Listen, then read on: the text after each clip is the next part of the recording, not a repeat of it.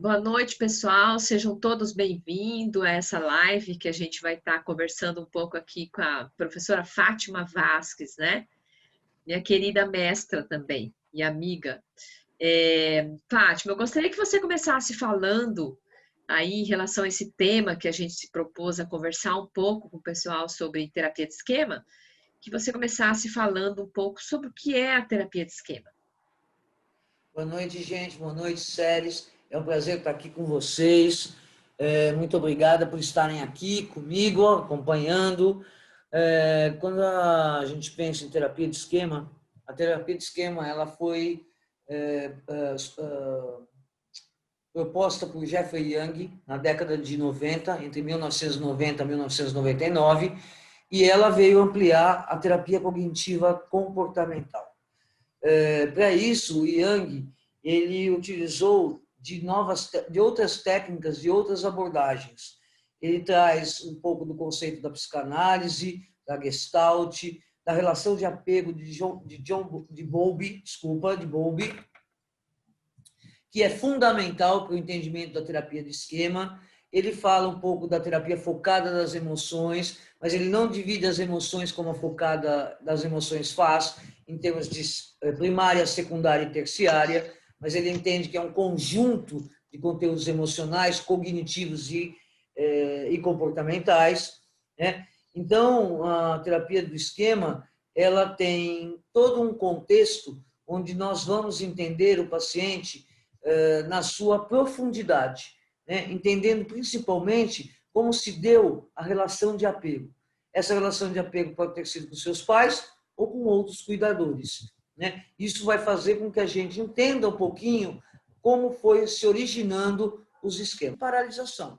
O que acontece é que na terapia de esquema ele vai usar um outro nome. Então ele vai usar resignação, que é a aceitação dos esquemas do paciente, né? Evitação e hipercompensação. Para o Young, gente, a terapia de esquema, todos os nossos esquemas são formados nas nossas relações de apego. Sejam elas com os nossos pais, sejam elas com os nossos cuidadores. Então, quando ele começa a estudar Bowlby, ele percebe da importância de a gente entender essa relação de apego. Cheguei onde você queria, Séries, né? Eu acho que assim, ao longo do tempo, a gente vai falando um pouco mais, né? Sim, eu acho que vou complementando assim com alguma pergunta que você já pode ir, né, dando continuidade. Que eu acho que é Perfeito. interessante para o pessoal que está começando os seus estudos em relação à terapia de esquema, que eles possam ter uma visão, né, Fátima, professora Fátima, em relação de que maneira que um terapeuta com a formação em terapia de esquema compreende o paciente quando chega no consultório, né? Trazendo a queixa dele. Como que esse terapeuta vai ter um olhar para a problemática, para as queixas, para aquilo que o cliente, o paciente está trazendo, né? Qual que é o olhar de um terapeuta de esquema ao ouvir um paciente em consulta, né, em sessões? Olha, acho que um dado principal, quando a gente faz uma diferenciação em terapia cognitiva e terapia do esquema, a terapia cognitiva ela está muito mais preocupada com o presente. Tá? Então, evidentemente, embora o indivíduo traga um processo, as suas experiências de vida, né, o que essas experiências de vida fazem com esse indivíduo no presente. A terapia de esquema, ela precisa que o terapeuta consiga entender a formação desses esquemas. Se eu parto do pressuposto que os nossos esquemas são formados na nossa relação de apego, tá? Então, quando o paciente chega ao nosso consultório, além da gente entender a queixa, nós temos que entender como isso foi se originando na vida do paciente. Né? Então, como é que esse esquema foi sendo formado? Para que ele possa entender, além do contexto da mudança que vai ocorrer na vida dele, né, como é que esses esquemas se originaram. Tá? Então, quando a gente pensa nos esquemas, a tendência na fase adulta é que esses esquemas se tornem desadaptativos. Então, o Young chama esquema desadaptativo remoto. Por que ele chama assim?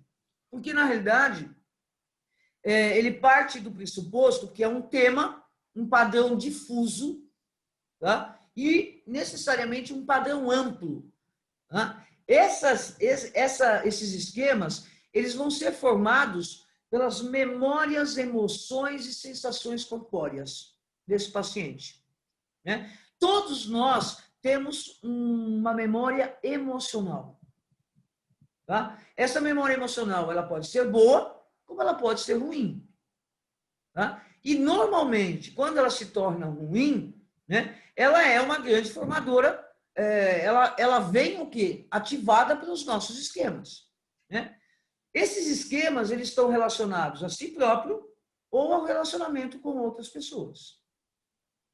Né? Ao mesmo tempo, a gente sabe que ele sempre vai ser desenvolvido aonde? Na infância e na adolescência. Justamente porque nós temos que entender a relação de apego que Bowlby fala. De um apego se foi seguro, de um apego se foi inseguro, ou de um apego se ele foi ambivalente. Tá? Então, a partir disso, ao longo da vida do indivíduo, a partir do momento que esses esquemas são ativados, eles são disfuncionais em nível significativo. Né? Então, eu acho que, na realidade, quando o paciente chega até você, a nossa anamnese, né, pontualmente, ela tem que entender a queixa, e a partir da queixa, nós temos que entender as relações que ocorreram com esse indivíduo na sua fase de infância e na fase de adolescência. Com quem? Com os seus pais. Então, que tipo de relação foi se formando com esse indivíduo? E aí, a partir desse entendimento, nós chegamos aonde? Na relação, no indivíduo adulto, né, que mantém ainda determinadas coisas que vieram da infância e da adolescência, para que a gente possa trabalhar. Respondi a sua pergunta, Sério. Será que o pessoal entendeu? Eu até tinha uma próxima pergunta para você. Você já acabou, você respondeu aí falando tudo que você falou, que seria qual que era a diferença aí, né, da TCC tradicional, vamos chamar assim, apesar de ter, né, muitos avanços na TCC também, né, Fátima? Mas assim, a diferença de uma TCC mais tradicional com uma TCC baseada em terapia de esquema, que a gente, né, que você mesmo, né, estava falando que ela é hoje vista como um modelo avançado de terapia cognitiva, né? A terapia de esquema, ela é um aprofundamento, né, da terapia cognitiva. Ela é uma das terapias cognitivistas também, né? Exatamente. Então, você respondeu quando você trouxe essas questões do aqui e agora, né? Que na TCC é mais voltada para o presente, né? Então, essa diferença, eu acho que ela é bem importante, né, Fátima?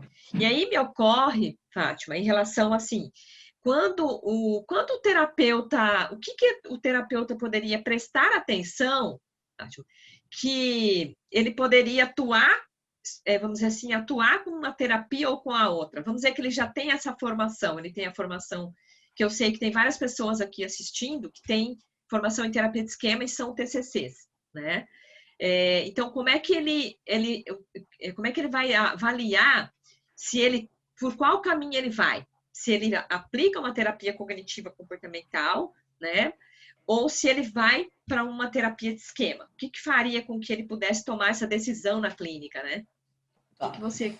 Olha, eu, na realidade, assim, tudo que eu estudei em terapia de esquema, então, por exemplo, quando eu trabalho com transtornos de personalidade, necessariamente eu já vou para a terapia de esquema. Tá? Quando eu trabalho com depressão, quando eu trabalho com ansiedade, quando a gente trabalha com outros contextos, por exemplo, quando você trabalha com paciente psicótico, na realidade, você vai trabalhar primeiro o conteúdo psicótico para poder levá-lo para a terapia de esquema. Quando você trabalha com usuário de drogas, tá? Seja ela álcool, cocaína, qualquer que seja, você vai tratar primeiro o conteúdo da droga para poder depois trabalhar com terapia de esquema. Tá? E, evidentemente, além disso, tá? Normalmente, quando você começa a trabalhar com terapia cognitiva comportamental, pode chegar num determinado momento, tá? Que você vê que a resposta do paciente ao tratamento ela está mais, como é que a gente pode dizer? Parada. Tá? O indivíduo não dá mais tanta resposta como ele daria anteriormente. Tá? Nesse momento, eu entro com terapia de esquema. Porque aí eu vou usar técnicas mais vivenciais. E a terapia cognitiva ainda não trabalha com isso. Embora a gente já trabalhe com um conteúdo que da imagem de pensamentos automáticos na terapia cognitiva. Tá? Mas eu amplio para a terapia.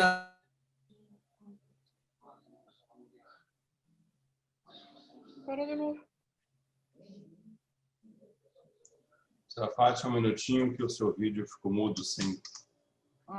Vai lá. Um minutinho, professora Fátima, por favor. Tá, o microfone dela tá mutado.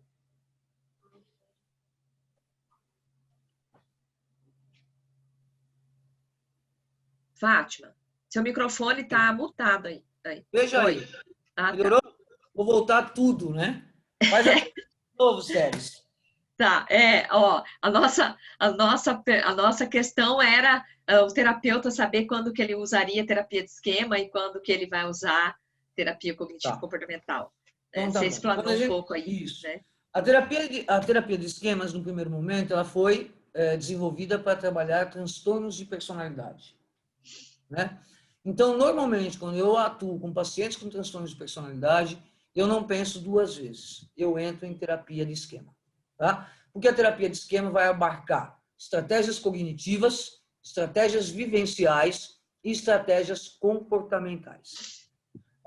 Se você trabalha com usuários de droga, num primeiro momento eu uso a TCC para trabalhar o conteúdo da droga. A partir do momento que ele não está mais usando droga, que você já percebe um tempo, você entra para a terapia de esquemas. Psicóticos. No primeiro momento, eu trabalho assim TCC e depois, quando ele para de alucinar ou ele para de ter delírios, a gente entra na terapia de esquema. Qualquer outra patologia, né, o que você vai perceber é se na terapia cognitiva você está tendo o quê? Retorno do processo. Ou ele estabilizou num determinado momento que ele não vai nem para frente, nem para trás. Tá? Então, automaticamente, eu uso terapia de esquema. Pacientes mais... Resistentes. Oi? Resistentes, né? Tá? Pacientes mais resistentes, eu já vou direto para a terapia do esquema. Tá? Então, isso implica o quê, gente? Que eu posso começar numa abordagem de TCC e depois ampliar essa abordagem usando técnicas vivenciais e rompendo padrões de comportamento pela terapia de esquema. Fátima, isso que você está colocando, eu acho assim, bem importante, até para o pessoal que já está, né, atuando com a prática da terapia de esquema, e ter essa clareza mesmo, que você não vai deixar de trabalhar com uma terapia para trabalhar com a outra. O que você vai fazer, né, é exatamente isso. Você tem que ter esse conhecimento para você poder ampliar o seu repertório para você ter mais resultados, vamos dizer assim, na própria terapia, para oferecer mais resultado para o paciente, né? Porque você não necessariamente passa a ser só um terapeuta de esquema, né?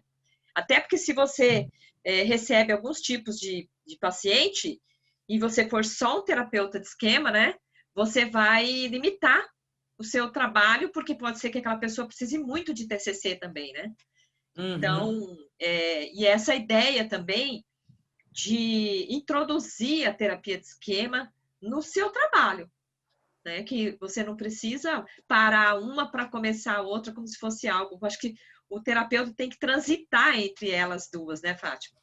Sim, ele pode tranquilamente transitar entre os dois processos, sem nenhum tipo de, como é que fala? Nenhum tipo, na verdade, é um tipo de ganho. Você vai ter muito mais ganho quando você consegue sair de um processo e entrar no outro. Sim. Tá? Agora, uma coisa que é importante, que a terapia do esquema ela leva em conta o seguinte, né? Quando a gente pensa na relação de apego, Séries, o que acontece? Todos nós temos necessidades emocionais. Tá? E essas necessidades emocionais, elas devem ser cumpridas por quem? Pelos nossos cuidadores. Sim. Então, quando eu penso em necessidades emocionais, e as necessidades emocionais são universais, tá? Então, por exemplo, a gente precisa de afeto? Precisa. A gente precisa de empatia? Precisa. A gente precisa de validação emocional? Precisa. A gente precisa de limites realistas? Sim, a gente precisa. A gente precisa de autonomia para que a gente possa formar a nossa identidade? Tá? A gente precisa ser espontâneo e ter lazer? São necessidades emocionais universais. Tá? Então, na nossa relação com os nossos pais, nós deveríamos receber isso. Tá? Muitas vezes recebemos, mas entendemos que não recebemos. E a gente não entende que não recebeu por algo. Pelo quê? Por o nosso temperamento. O nosso temperamento é inato. Então, um exemplo simples, eu acho que é importante falar isso. Um exemplo simples. Eu tenho um irmão, né? E a gente sempre ouve os nossos pais falarem, nossa, eu trato os dois iguais, eles são tão diferentes. Evidente, nós somos diferentes pelos nossos temperamentos. Então, o indivíduo tímido, provavelmente, precisa de muito mais atenção que o indivíduo que é extrovertido. E você ouve dos seus pais assim, mas eu dou atenção dos dois. Sim, de fato, você pode dar atenção para os dois. Só que você não entendeu que um precisa mais que o outro. Porque o extrovertido, ele vai chegar, ele vai brincar, ele vai abraçar, e o tímido vai esperar. O tímido não tem essa possibilidade ou esse desenvolvimento de habilidades para chegar até o pai e abraçar e dar, né? Tanto que o tímido pode dizer assim, meu pai gosta mais do meu irmão do que de mim. Isso é um formador de esquema. E é tão importante, né, Fátima, o entendimento também da terapia de esquema para público de pais, né, e das crianças, porque você pode trabalhar daí com uma prevenção, né? Se você atende infância e adolescência, mesmo que você atenda na TCC, um conhecimento a respeito da terapia de esquema amplia, né, as habilidades e o repertório do terapeuta para que ele possa, muitas vezes, orientar esses pais já com uma visão da terapia de esquema, né?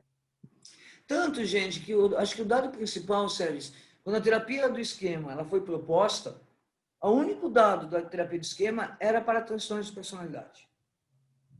Era para pacientes cronificados. Tá? Hoje, né, em 2020, a gente sabe que a terapia de esquema ela está atuando em outros transtornos. Não só em outros transtornos, mas está atuando com criança e adolescente, está atuando com casal, está atuando com família. Tá? Ampliou muito, né, Fátima? Ampliou muito. Né? Então, necessariamente, isso é muito importante. Tá? A gente trabalha com terapia de esquema hoje em transtornos alimentares, a gente trabalha em depressão, a gente trabalha em transtornos de ansiedade. Tá? Fátima. Então, oi. Tem uma pergunta que apareceu ali. A Thaís está perguntando se a terapia de esquema pode ser usada só na TCC, né? E porque às vezes algumas pessoas de outras é comum, Thaís, isso, né, Fátima? Algumas pessoas de outras áreas têm interesse na terapia de esquema e tudo bem, né? Porque dá tranquilamente para a pessoa utilizar, né, Fátima? Eu queria que você comentasse alguma coisa a respeito de outras pessoas, outras áreas, né, que têm interesse. Sério, na realidade, eu sou voluntária no Hospital das Clínicas, né? E hoje a gente está usando a terapia de esquema com mindfulness. Agregando terapia de esquema e mindfulness. Tá?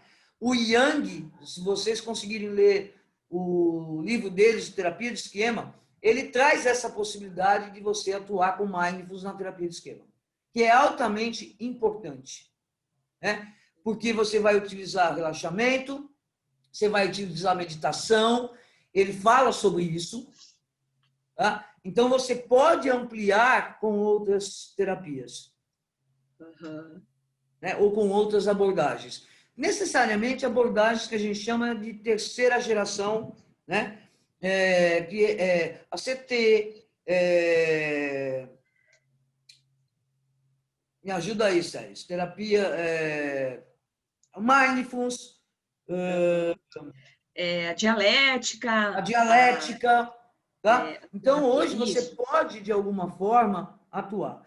Mesmo quem faz psicanálise, gente, quem tem psicanálise, pode fazer terapia de esquema. Por quê? Porque o Jung, ele também entrou no contexto da psicanálise. Ele também foi entender essas relações.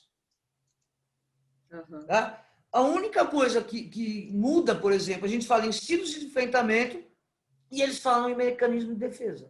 Que, na realidade, para nós é a mesma coisa em terapia de esquema. Tá? Sim.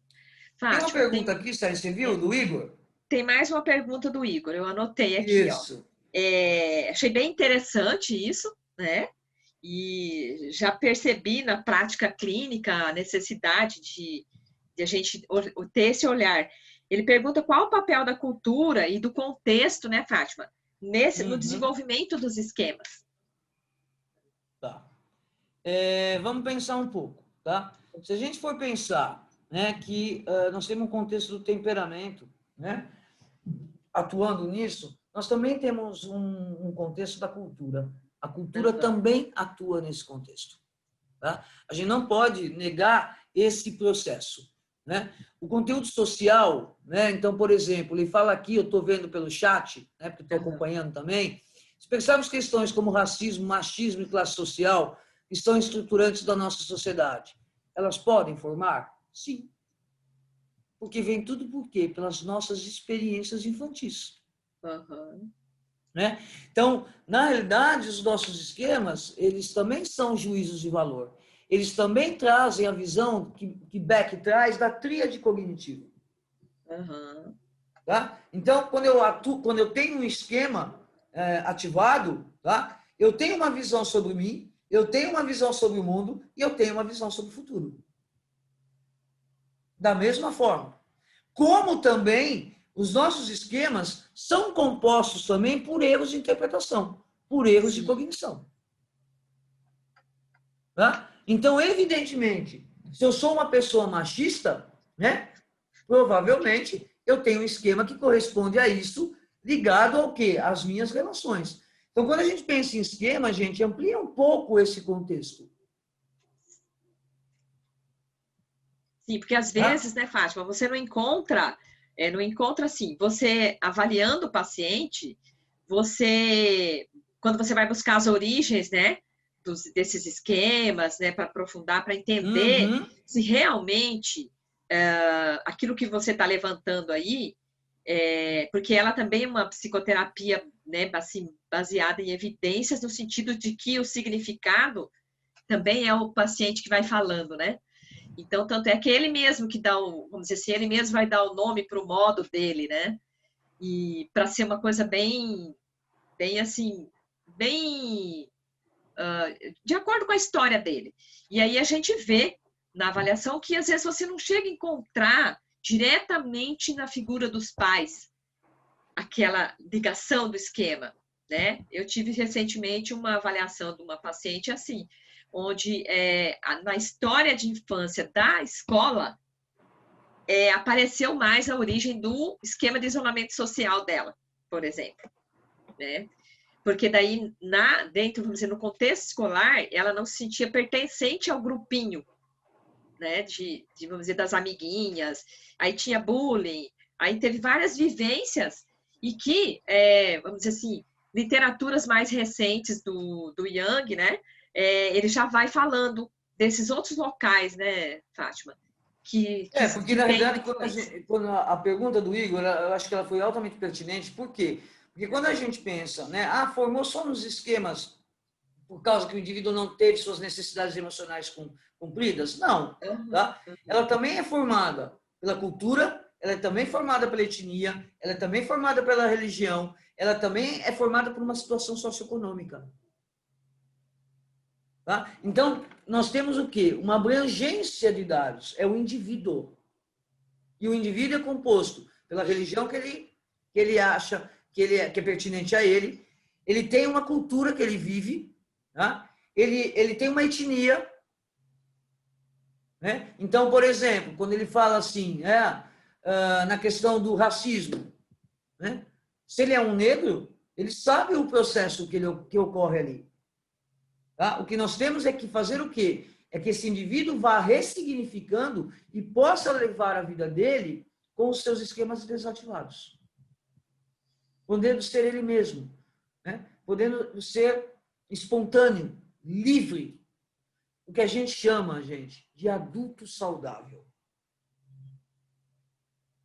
Um adulto assertivo, um adulto que se expõe, um adulto que se coloca.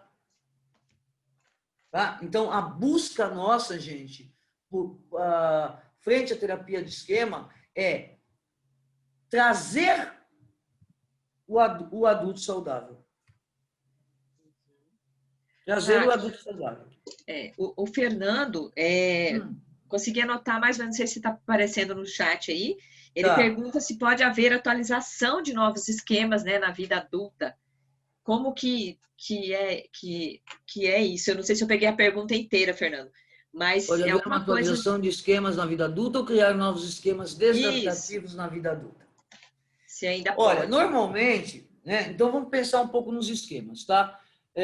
Os esquemas que a gente tem, o Jung dividiu em 5 domínios, tá? Então, ele fez, por exemplo, o primeiro domínio de desconexão e rejeição.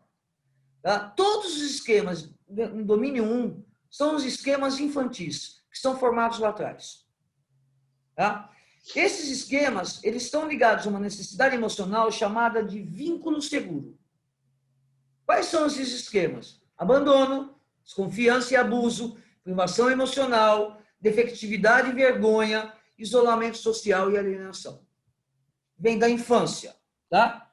Eles carregam para a fase adulta. O segundo contexto, né, o segundo domínio, né, é o domínio da autonomia e desempenho prejudicados. Esse domínio está ligado às necessidades emocionais do quê? De autonomia e competência. Eu vou chegar na tua pergunta, tá? Foi o Fernando? Isso, foi o Fernando. Dependência e incompetência, vulnerabilidade ao dano e à doença, emaranhamento do self, ou self subdesenvolvido e fracasso. Todos esses esquemas são formados na infância. O terceiro domínio, se não me falha a memória, domínio dos limites prejudicados. Os limites prejudicados são limites a necessidade emocional está ligada a limites realistas de autocontrole. Nós temos 2 grandes: arrogo e grandiosidade, e autocontrole e autodisciplina insuficientes, formados aonde? Na infância. Aí nós vamos para o 4º domínio, que se chama direcionamento para o outro. Esse domínio, a necessidade emocional presente, é a validação de necessidades emocionais. Tá? Nesse domínio, nós temos subjugação, autossacrifício e busca de aprovação. Esse domínio aparece na fase adulta, porque ele vai ajudar os domínios da fase da infância e da adolescência. O 5º domínio, gente, é o domínio de supervigilância e inibição. Nesse domínio, as necessidades emocionais estão ligadas à espontaneidade. Quais são os esquemas aqui? Negativismo e pessimismo, inibição emocional, padrões inflexíveis e postura punitiva. Desses domínios, a inibição emocional e o padrão inflexível são atuantes na fase adulta. Negativismo e pessimismo e postura punitiva vêm da fase da infância. Tá? Então, respondendo à tua pergunta, Fernando, esses esquemas, tá, embora eles venham ajudar na fase adulta, eles se tornam desadaptativos. Da mesma forma. Por quê? Porque eles podem aparecer na fase da infância, eles podem aparecer na fase adulta, mascarando os esquemas da fase da infância. Será que eu respondi tua pergunta, Fernando? Me dê um ok pelo chat. Respondi. Fala, Séries. Se não tem uma outra pergunta aqui. Eu perdi o nome de quem estava perguntando, que saiu rápido, mas eu entendi assim, que eu queria saber, os esquemas fazem as crenças? Vê se está aí essa pergunta, Fátima. Os esquemas fazem as crenças nucleares ou é um outro processo cognitivo? Isso, tá. Isso mesmo. O Yang ele fala o seguinte: os esquemas para o Yang, tá, são esquemas mal adaptativos e eles são formados na infância e na adolescência. Quando a gente pensa em esquema, ele ampliou um pouco o que Beck fala. Tá? Os esquemas para Beck, na realidade, eles são a forma que o indivíduo percebe a informação. Ou seja, para o Beck, as crenças são conteúdos dos esquemas.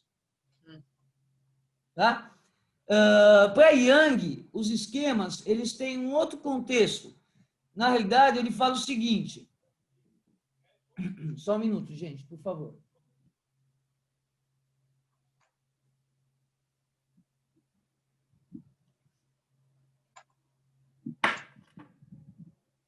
Para Yang, os esquemas desadaptativos remotos, eles são padrões emocionais e cognitivos autoderrotistas iniciados em nosso desenvolvimento desde cedo e repetidos ao longo da vida. Tá? Só que no esquema de Yang, tá, tem a gente percebe a tríade cognitiva de Beck. Tá? Então, veja, se o esquema para Yang ele é iniciado lá na fase da infância, o grande contexto... Quem foi que perguntou isso, Sérgio? Você lembra o nome dela? Já lembra? Não, é ele. Roberval. O Roberval, então, o dado é o seguinte. O Beck, ele não conseguiu explicar de uma forma adequada como as crenças são formadas. Ele só coloca que as crenças são formadas na infância. Tá? E que essas crenças fazem parte, são conteúdos dos nossos esquemas, que é a forma que o indivíduo vai interpretando as suas situações de vida. Tá? O Yang, ele aprofundou isso, dizendo o seguinte, que esses esquemas, onde existem essas crenças, eles são formados nas relações com os nossos pais, buscando o quê? Que as nossas necessidades emocionais sejam satisfeitas. Consegui te responder, Roberval? Sim. A Sônia fez uma pergunta. Você conseguiu pegar, não? Sônia Maria Ferreira. A parte educacional, principalmente na primeira infância, também fortalece esquemas desadaptativos? Olha, a gente não pode confirmar isso de uma forma taxativa, tá? A gente sabe que a parte educacional, né, se você estiver falando da escola aqui, ela faz parte de um contexto da cultura, do contexto cultural e das relações sociais que vão formando, tá? Evidentemente, se essa criança sofre bullying, que nem a Série estavam falando, tá? O esquema vai ser ativado lá, mas na realidade nós temos que olhar o que esse pai ou essa mãe atuam nesse contexto. Né? Se são pais, na realidade, que não geram proteção nessa criança, né? Essa criança vai ficar o quê? Literalmente insegura, sem se sentir protegida. Tá? Então, nós temos que entender o indivíduo nesse contexto mais global. Tá? A escola, ela vai ativar esquemas que já foram formados lá atrás, que já estão sendo formados. Tá? Então, por exemplo, tem crianças que sofrem bullying e enfrentam esse bullying. Tem crianças que têm um bullying e... Tá? Quanto mais a criança vai ficando vulnerável, né, mais lhe falta o quê? Segurança, proteção. E quem dá isso, gente? Não é a escola. A escola contribui, mas quem dá isso são os pais. Sônia, te respondi?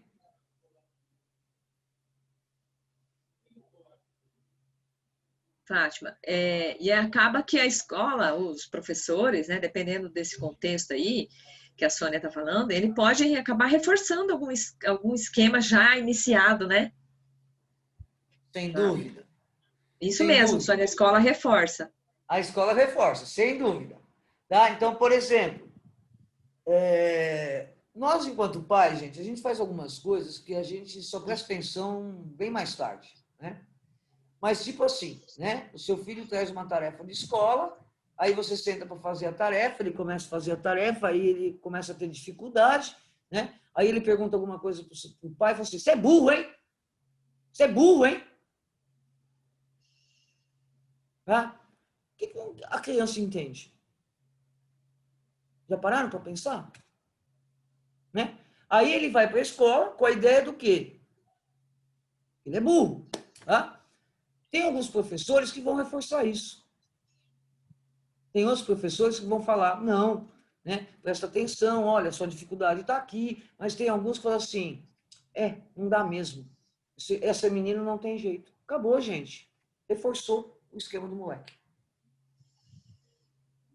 Tá? Então, não dá para ver separado, gente. Não dá. Né? A história da criança, como ela vai na escola, né? Quais são as relações sociais que ela tem, né? Ela se relaciona, ela tem amigos, né? Ela faz amiguinhos, ela não faz amiguinhos. Os pais permitem com que essa criança atue. Né? Porque o dado principal, entenda o seguinte, esquemas não é só formado porque o apego foi inseguro ou porque o apego foi ambivalente. Tá? Esquema é formado também pela superproteção. Aquele indivíduo que tem muito, aquele indivíduo que tem, que tudo que faz é super protegido, tá? Ele também vai formar esquemas. Tá? Não é só aquele que não tem as necessidades emocionais cumpridas. Embora o indivíduo com superproteção, gente, ele não tem as suas necessidades emocionais cumpridas. Porque ele não consegue desenvolver autonomia. Porque os pais superprotegem. Então, um lado da balança e o outro lado da balança é tão perigoso. Por quê? Porque aqui existe o tudo ou nada. O indivíduo foi superprotegido ou o indivíduo foi largado. Tá? Então, isso a gente também tem que levar em conta.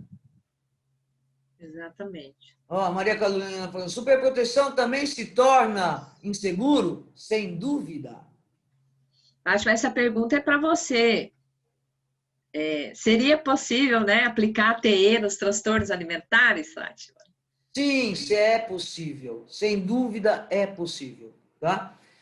Você vai trabalhar com transtornos alimentares numa primeira visão cognitiva, fazer com que o paciente entenda seus esquemas, tá? E a gente também tem estratégias, né? Porque o Jung ele formou alguns inventários que nos ajudam também a fechar as nossas hipóteses diagnósticas em termos de esquema.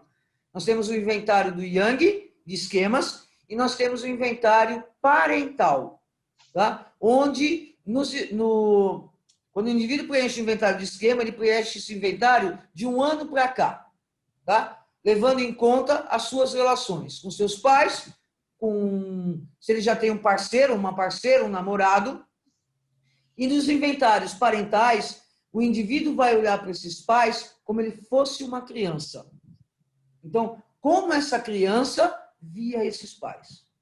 Tá? E isso te dá a possibilidade de entender muito mais as hipóteses que você levantou como os esquemas. Tá? Então, nos transtornos alimentares, a gente vai trabalhar, assim, vivências, técnicas vivenciais, tá? Onde o indivíduo vai voltar na infância por imagem. Isso não é hipnose, tá, gente? O indivíduo pode sair da imagem no momento que ele quiser, né? Mas a gente vai fazer com que ele comece a entender a sua formação de esquemas através das suas relações de apego. Técnicas vivenciais, a gente usa cadeira vazia, que o Yang chama de duas cadeiras, onde a gente senta o polo saudável, que é o adulto saudável, por exemplo, e o polo do esquema. Quando a gente trabalha com pacientes que têm muitos esquemas ativados, o Yang propôs um outro contexto, um qual ele chama de modos. Tá? Mas eu não vou falar tudo hoje. Né? Eu vou deixar, Séries, porque agora no final vai ter uma surpresa. Que bom, né? Bom, falando em surpresa, né, Fátima?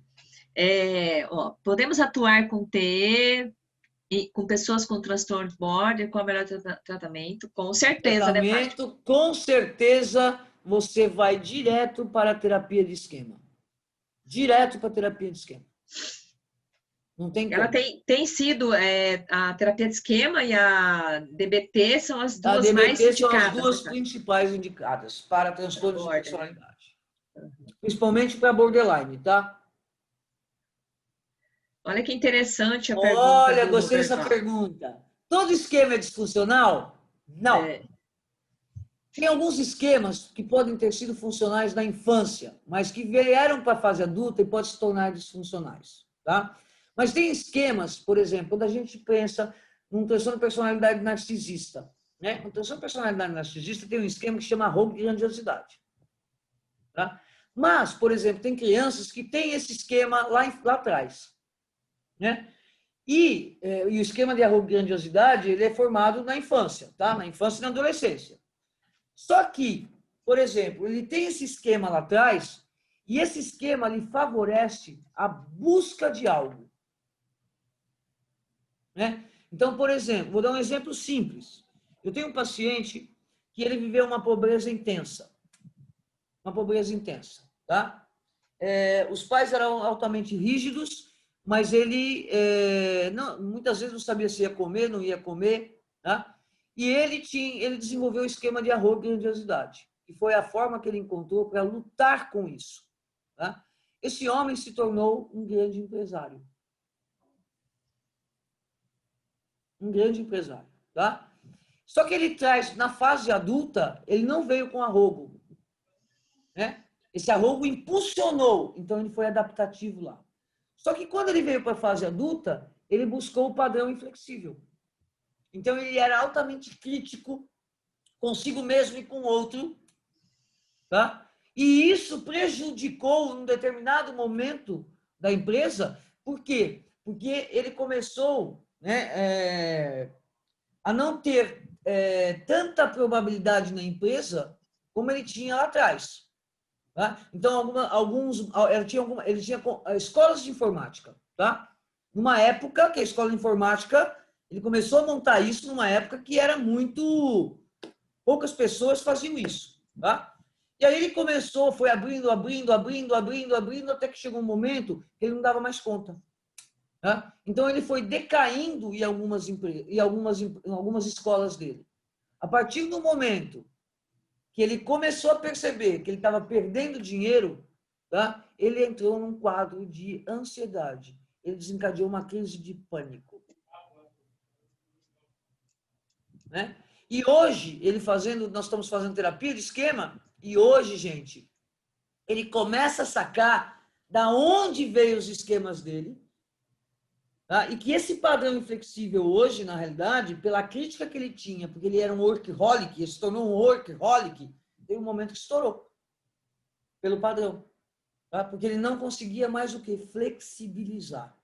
Então, aquilo que ajudou lá atrás, que foi o arrogo, como ele não trouxe para frente, ele não se tornou um cara arrogante, tá? Ele buscou um outro esquema, mais na fase adulta, tá?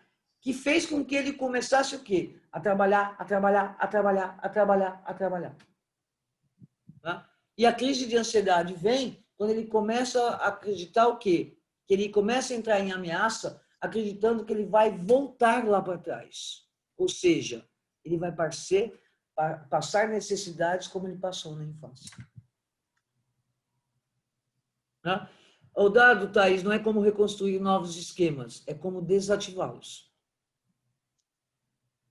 Fátima, e aí, em relação a isso que você está falando, né, me faz pensar aqui, em relação a esse processo de raciocínio, né, que o terapeuta tem que ter, porque não vai ter, assim, a gente tem as dúvidas, né, na prática clínica, mas não vai ter sempre, vamos dizer, sempre nós vamos encontrar uma resposta para aquela dúvida, né, de forma tão matemática. Por exemplo, que nem você falou, muitas vezes um paciente, e eu vejo assim na prática, o cuidado que a gente tem que ter para não de imediato já colocar como algo tão disfuncional a ponto de o paciente se ver totalmente todo errado em relação àquilo, né? Porque que nem você falou desse caso aí, o paciente, eu sempre busco ver a função que o paciente tem, por exemplo, a função do esquema na vida dele, porque alguém perguntou aí sobre a questão fez algum comentário antes ali sobre essa estrutura, né, a estruturação ali na personalidade, porque esses esquemas, eles vão, vamos dizer assim, revelar a forma com que aquela pessoa atua na vida, né, que vão aparecer características de personalidade dessa pessoa. Se ela fizer alguns testes psicológicos, vamos dizer assim, você vai ver muita semelhança do que ela apresenta nos testes, comparando quais são os esquemas de base que estão ali, né, por baixo, que estão subjacentes. Mas um dado importante que eu vejo, né, Fátima, é o terapeuta verificar assim, qual que é a função, por exemplo, daquele perfeccionismo, qual que é a função daquele esquema que está sendo ativado, para que ele possa, vamos dizer, desativar, né, ele não ficar tão intenso. Porque muitas vezes o paciente, ele tem muitos ganhos também, né? Com determinados esquemas atuantes. Principalmente os esquemas, vamos dizer assim, que surgiram para lidar com os esquemas primários, né? Vamos dizer assim. Exatamente. Tem uma Secundários, pergunta aqui, Séries, não sei se você chegou a ver, né? O Carlos Eduardo está perguntando, os AIDS foram um dia adaptativos? Podem ter sido, sim. Lá atrás podem ter sido. Qual, Os Fátima? esquemas iniciais desadaptativos, eles podem ter sido um dia adaptativos? Sim. Ah, sim. Sim. Né? Então, na minha infância, eu posso ter sido uma criança altamente feliz. Isso não implica que ao longo da minha vida, e não é que eu não formei esquemas lá atrás, porque eles foram adaptativos. Eu formei. Um dia na minha vida acontece algo, tá, que vai ativar esses esquemas que eu formei lá atrás. Mas lá atrás eu lidava com eles numa boa.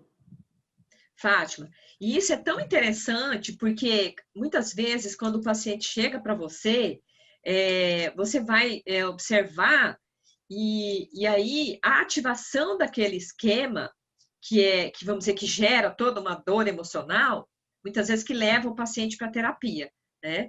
E lá atrás aquele esquema, que nem você falou, ele foi adaptativo, então ele tinha uma função naquela época para lidar com aquilo. Depois, é como se fosse assim, ou a pessoa vai para a terapia e daí ela não está bem. É que aquele esquema que antes ela utilizava para lidar com o outro, ele já não consegue mais fazer o mesmo papel. Não é verdade? Né? Exatamente. Ele começa Exatamente. aí que aparece a sintomatologia, né? Começa a aparecer os sintomas, porque, por exemplo, um esquema de subjugação, por um período na vida da pessoa, pode ter sido muito útil ela ter usado. Sem dúvida. A gente não pode achar que sempre foi ruim, né? Você tem que olhar essas agendas, que a gente fala, as agendas ocultas dos pacientes, né? Então, muitas vezes você vê ele numa situação e fala, como que a pessoa não sai daquilo? Isso aí só faz mal para ela. Mas é porque as agendas ocultas, né, desse paciente pode ser exatamente alguns esquemas que ela nem tem acesso. Exatamente. O terapeuta que vai ajudar ela nisso. Exatamente. Gente, o que a gente tem que entender, tem várias perguntas assim, todos os esquemas algum dia foram desadaptativos, formam algum tipo de esquema desadaptativo?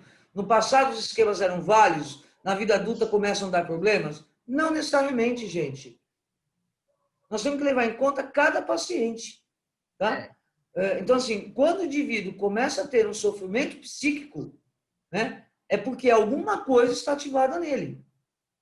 E é isso que nós temos que entender, tá? O grande dado da terapia do esquema é que o Jung ele fala o seguinte, da cura do esquema. O que é a cura do esquema? Né? A cura do esquema para Yang nada mais é do que a redução da intensidade das memórias que estão conectadas ao esquema, né? Sua carga emocional tem uma tendência a diminuir, né? A força das sensações corpóreas. E nós vamos buscar o quê? Soluções mais adaptativas, né? Eu vou dar um exemplo bem claro, né? Imagine uma pessoa que foi abusada sexualmente na infância. Essa pessoa, ao longo da vida dela, ela pode entrar em contato com vários abusadores, não necessariamente sexuais. Então, ela pode passar a vida sem ter a lembrança desse abuso. Mas em um determinado momento, né, existe algum gatilho que faz com que essa memória apareça. Você acha que essa pessoa não vai sentir corporeamente isso?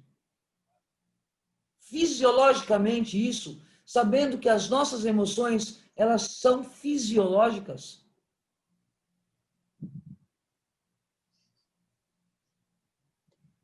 Então, entendam, lá atrás pode não ter tido. Ela passou a vida toda. Só que ela verbaliza para o terapeuta assim, gente, eu não consigo me relacionar com ninguém. Eu não confio em ninguém para me relacionar. As pessoas são perigosas. São pensamentos automatizados, isso? São. E que nos trazem a ideia de um tipo específico de esquema. Desconfiança e abuso. Então, gente, não é que o esquema vai ser o tempo todo desadaptativo na nossa vida. Senão, eu não estaria aqui, as séries não estariam aí, vocês não estariam aí. Estavam todo mundo maluco. Agora, eu tenho esquemas? Tenho. Foram ativados em algum momento? Foram. Mas, hoje eu tenho estratégias para percebê-los atuando, ou iniciando, ou vindo à minha direção. Fala, Séries. Fátima, eu ia comentar isso que você está falando em relação, na prática, assim, a gente vê, e o cuidado que o terapeuta tem que ter para... porque, olha só, se a gente for analisar todo esse conhecimento que o Yang traz, a teoria em si, né, Fátima, e você está ali com o paciente trazendo a experiência dele, você precisa estar com esse raciocínio bastante afiado, né? Para você ser cuidadoso, no sentido de que, quando você falou lá atrás que o temperamento, ele vamos dizer, é um aspecto biológico da personalidade, certo? Então, assim, esse temperamento na infância, ele vai mostrar como que essa criança vai atuar nessas relações com os pais ou na escola mesmo, né?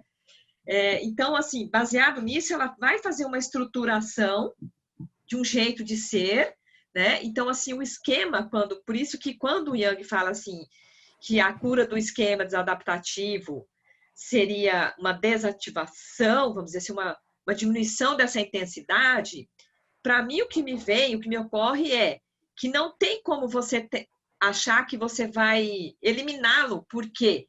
Porque ele também é uma identidade dessa pessoa, né? Um self ali dessa pessoa. Então, eu tenho visto, assim, na prática, que com os pacientes, que eles reconhecem, eles começam a ter um entendimento do que é, e eles aprendem a regular, como se fosse regular melhor essa atuação do esquema na vida deles, para que eles não se sintam tão, tipo assim, disfuncional, né?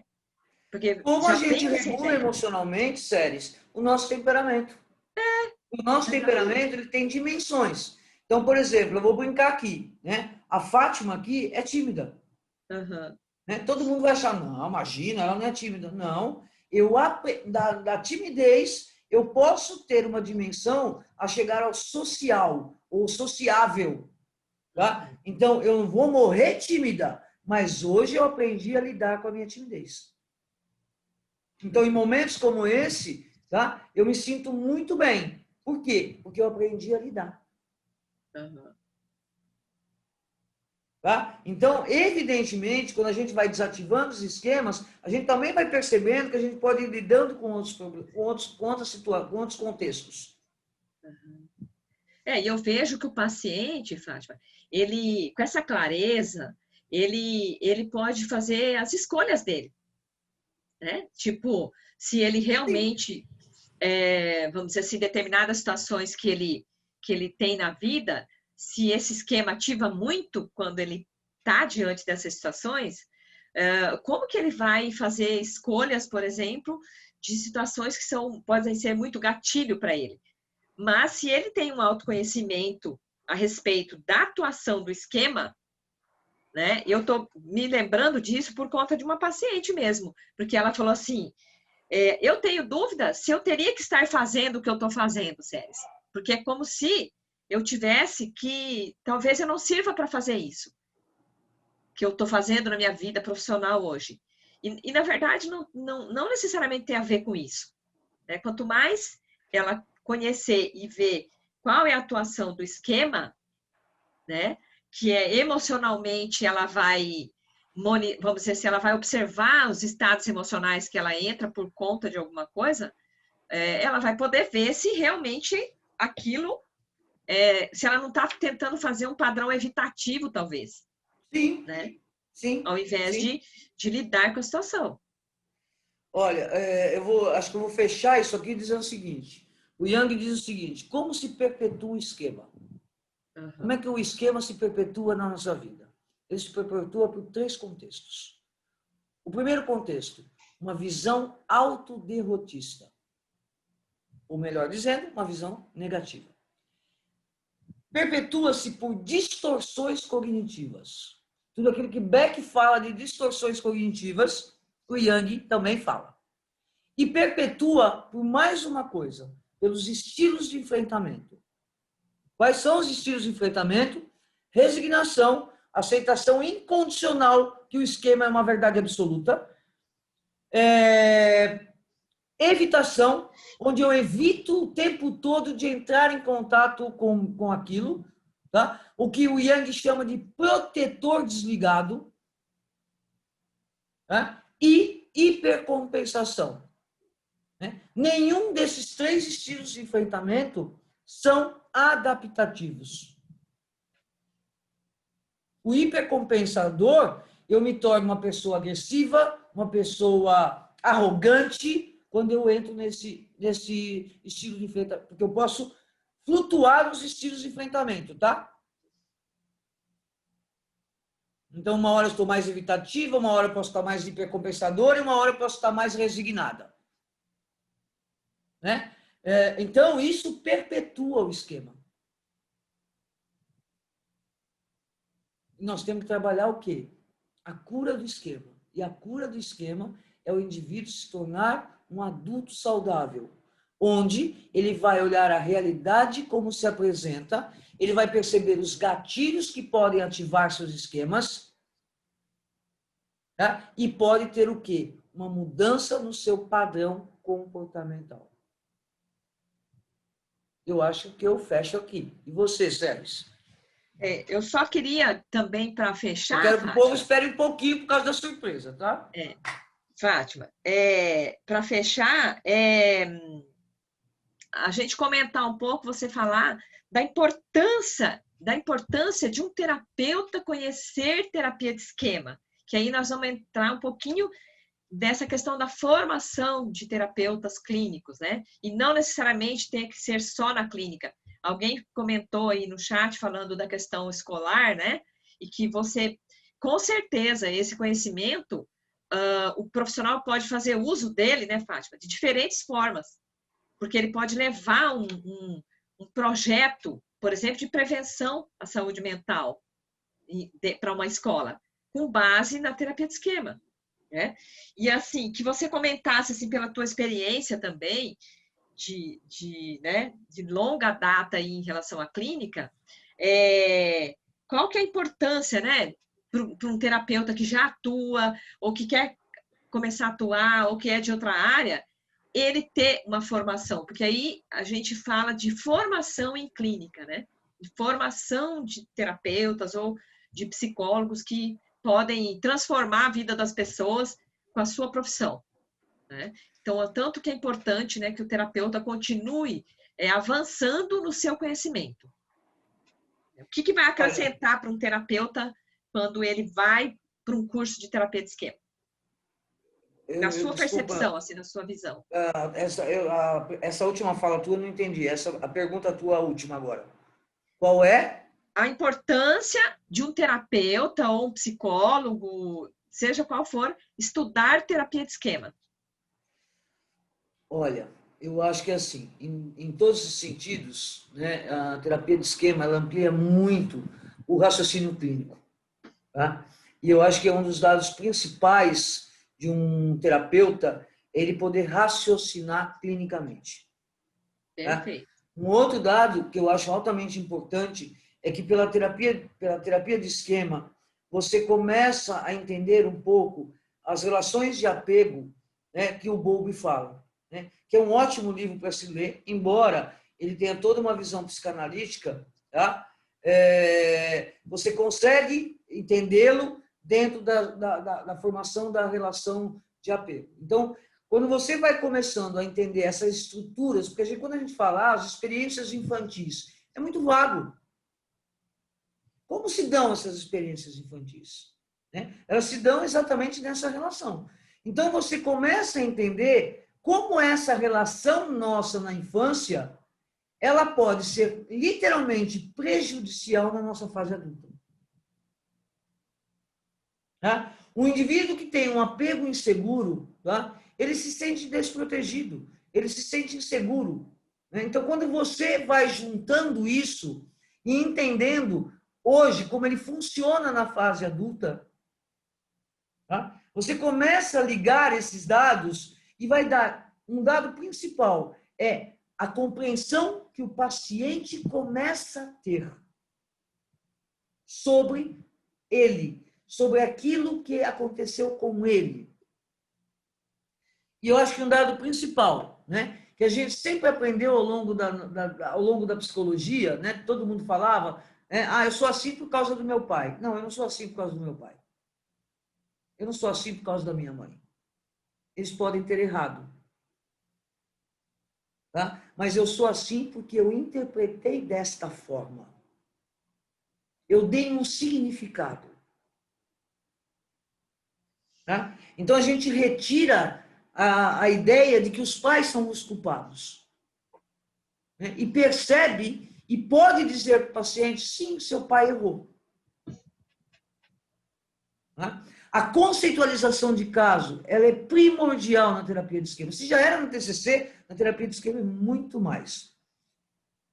Tá? Porque você vai entender, você vai ligar o esquema à origem infantil e vai ligar o esquema à origem, ao dado da fase adulta. Né? Então, Oi. E isso que você falou faz, assim, tanto sentido para o paciente, né?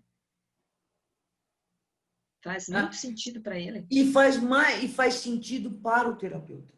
É. E começa a fazer sentido para o terapeuta. Tá? Então, estudar terapia de esquema, bom, gente, eu sou meia suspeita, porque além de amar a TCC, eu amo a terapia de esquema. E essas duas juntas me deram a possibilidade de raciocinar clinicamente muito mais facilmente. Tá? De olhar e começar a entender. Por quê? Quando eu entendo um esquema de abandono, gente, eu entendo que tipo de pai está ligado a esse esquema. Uhum.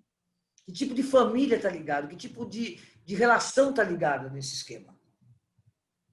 Tá? E eu vou fazendo com que esse paciente também vá entendendo isso. Tá? Então, eu diria, Fátima, tá? Que a partir do momento que eu comecei a estudar, e eu comecei a estudar com Jung, quando ele veio para o Brasil pela primeira vez, tá?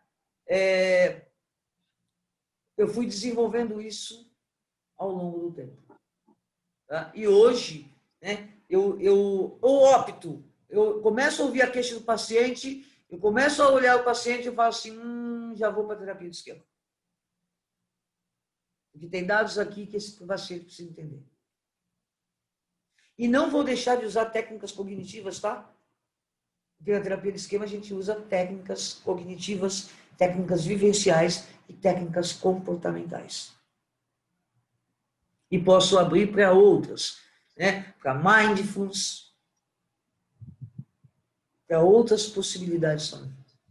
Respondi a tua pergunta, Sérgio? Sim, tá excelente, professora. Bom, Uhum. eu acho que agora o Josemar vai entrar para falar algumas coisas aqui, tá? E a gente vai ficar presente, Sérgio. Eu queria que Tá. vocês continuassem aí, hein, moçada? Não vão embora, Professor, não. professor, a senhora foi brilhante. Obrigado, Francisco. A gente quer agradecer, né, Fátima? Sem Todo o pessoal dúvida. que ficou aí, que entrou aí, né? Sem dúvida.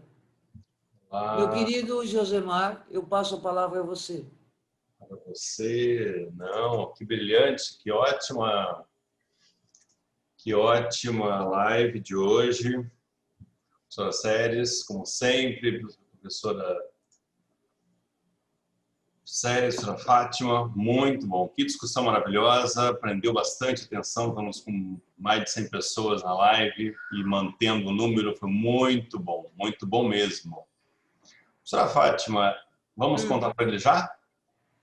Ah, eu acho que pode. Ou vamos fazer uma suspense? Não, né? Vamos contar. Vamos contar, né? Deixa eu só admitir que tem mais dois aqui entrando, porque só não para de entrar. Isso deve estar se espalhando aí, tá muito bom isso. Então, pessoal, para quem gostou da live, para quem gosta do tema, né? Nós temos uma nova... Deixa eu só mudar minha configuração aqui para ficar mais fácil. Perfeito. Então, nós temos uma surpresa para vocês, que é o lançamento de uma turma de formação em terapia do esquema. Tá? Esse curso começa no sábado que vem, no dia 10. Terá duração de 15 meses, ou seja, 15 módulos. Não é isso, professora Fátima? Exatamente. Como é que fica distribuído, professora Fátima, professora Séries, esses módulos? Vocês poderiam falar um pouquinho sobre eles? Sem dúvida. Sem dúvida. Bom, o módulo começa com a conceitualização, de fato, da terapia de esquema, quais são os principais conceitos. Ele vai passar os domínios, né, por cada esquema. Nós vamos ter terapia de casal em terapia de esquemas, terapia de criança e adolescente em terapia de esquemas. Nós vamos ter supervisão. O final do grupo, o final do curso, são 3 supervisões, né, onde eu levo sempre estudos de caso e eu peço para os pacientes que já atendem, os profissionais que já atendem, trazerem para a aula, para que a gente possa discutir todos os casos que eles quiserem durante esse tempo. Sério, fala mais um pouquinho aí. Você está me ouvindo, Fátima? Sim. Todo mundo te ouvindo. Ah, tá. Então, o que é interessante em relação a essa formação é a estrutura com que ele foi organizado, que a Fátima colocou.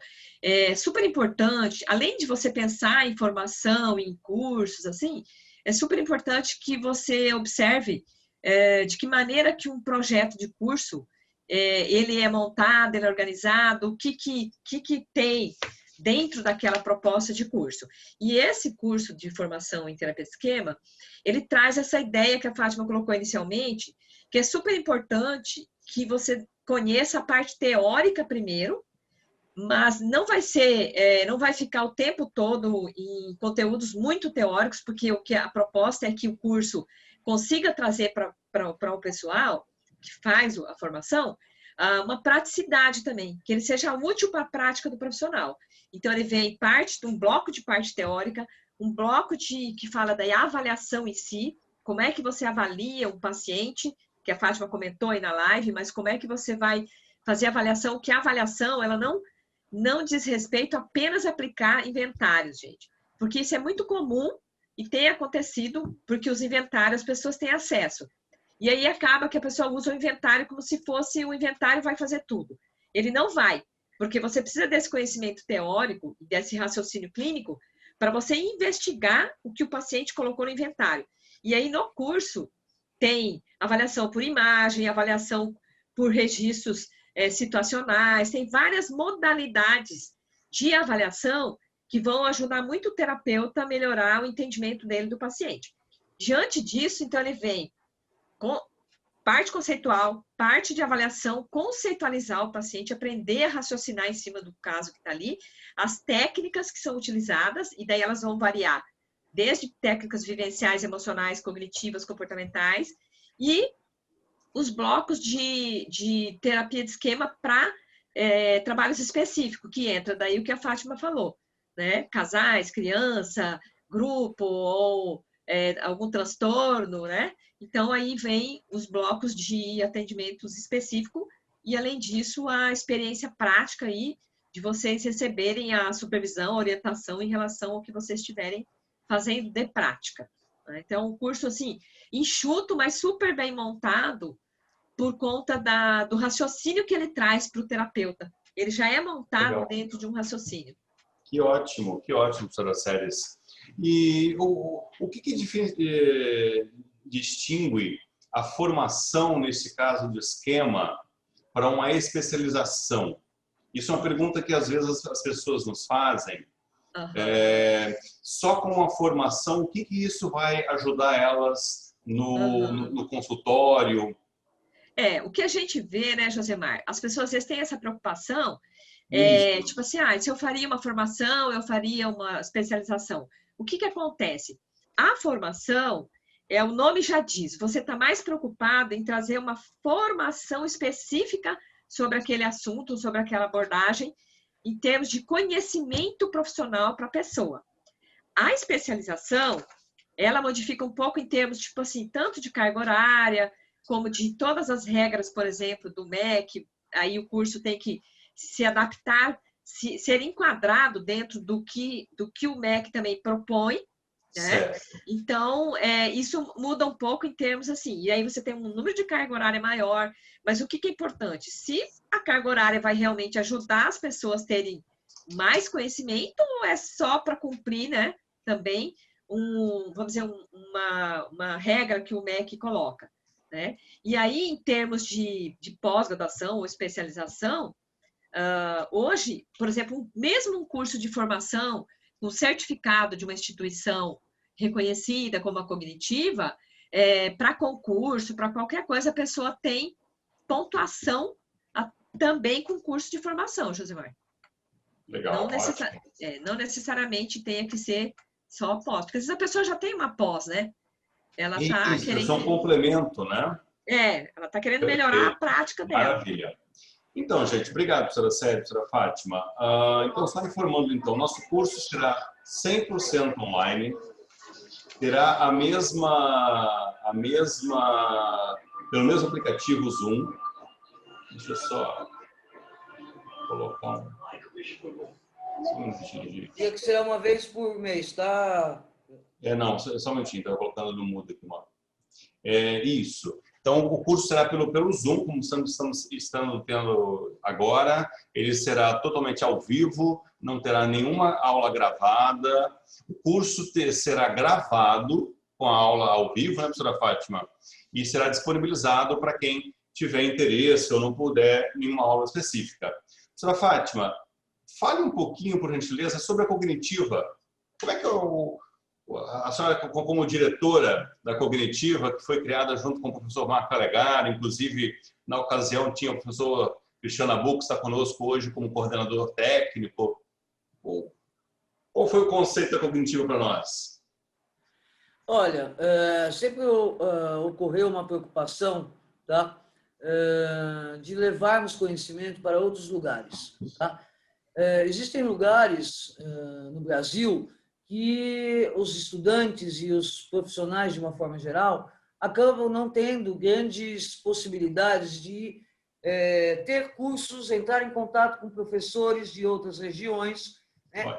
Então, um dos dados principais que a gente começou a pensar é que muitas vezes as pessoas têm que vir para São Paulo né? Porque, querendo ou não, São Paulo continua sendo um núcleo de estudo, né? De cultura, né? E muitos locais não têm isso. A gente tem alguns locais, quando a gente tem parceiros, que a gente sabe que eles têm uma preocupação igual a nós, de levar conhecimento, de levar aperfeiçoamento, né? Para que cada vez mais a gente forme um grupo de psicólogos consistentes, né? Então, a nossa preocupação foi exatamente essa, que a gente pudesse levar a outras pessoas que têm menos possibilidades de vir para São Paulo, né? A possibilidade de estudar com grandes mestres, com grandes doutores que fazem parte da equipe da Cognitiva Ciência. Tá? Eu acho que esse foi o dado principal para ser formada a Cognitiva Ciência. Uma preocupação, de fato, com o aperfeiçoamento. Fala, Séries. Só queria responder, uma pessoa perguntou quem que seriam os professores que vão dar aula. Os professores... Temos já seguida. Vamos guardar segredo. Vamos mostrar em seguida ali, professora Vai Séries. mostrar, More. Peraí. Vai mostrar. Vamos deixar surpresa. Então, gente, o objetivo geral do curso é formar os terapeutas, né, professora Séries, na questão da terapia do esquema de Jeffrey Young. Não é isso? Isso. Legal. E o público... Opa, perdão, acabei voltando, desculpe. E o público-alvo? Ele é aberto também para estudantes, né? Isso é uma coisa muito importante, né, professora Fátima? Sim, sem dúvida. Legal, ele abre um leque bem interessante para psiquiatras, psicólogos da área da psicologia. Que bom.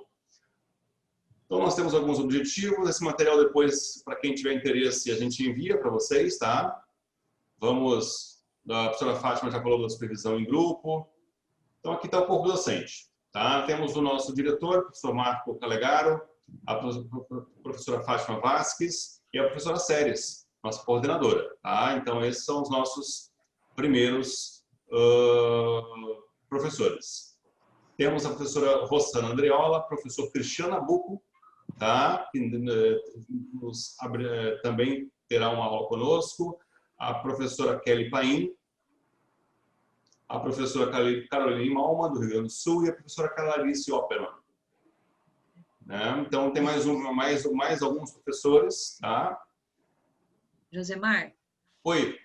Eu acho que é importante, assim, só frisar para o pessoal, né, que essa equipe de professores são professores que pesquisam, que atuam na clínica, é um corpo docente bastante reconhecido a nível de Brasil, né? São pessoas, assim, que foram escolhidas realmente por entenderem do assunto que vão falar. Né? Então, é escolhido cada um baseado no conhecimento mesmo que eles têm. É um grupo excelente, né? Exatamente, concordo plenamente. Muito legal, muito legal. Aqui então é o programa, não sei se de repente vocês gostariam de fazer algum comentário sobre o programa, algumas disciplinas específicas. Supervisão, temos aqui 3 disciplinas específicas, né, professores? Exatamente. Legal. Exatamente. A supervisão clínica, que é um grande diferencial nos cursos da cognitiva. Perfeito. Que não leva só a supervisão clínica, o professor... no caso, sou eu que vou dar a supervisão clínica, tá, gente? Então, a tendência, eu sempre levo um estudo de caso primeiro, né, para a gente poder discutir, para a gente conceitualizar, para a gente poder entender o processo, e depois eu abro para as pessoas que querem, que estão atendendo e querem compartilhar o atendimento. Tá? E, evidentemente, eu vou orientando dentro do contexto de cada caso apresentado. Ótimo, maravilha. Então, como eu já tinha comentado anteriormente, o curso é 100% online, ao vivo, com aulas dinâmicas. A carga horária total são 150 horas aulas, divididas em 15 módulos, com encontros mensais, sempre aos sábados, das 8 às 17h20. Tá? Então, a parte final, pulamos algumas páginas para serem encaminhadas a posterior. Surpresa.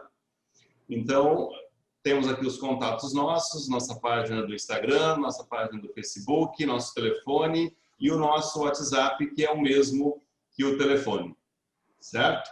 Então, eu vou replicar novamente ali no bate-papo.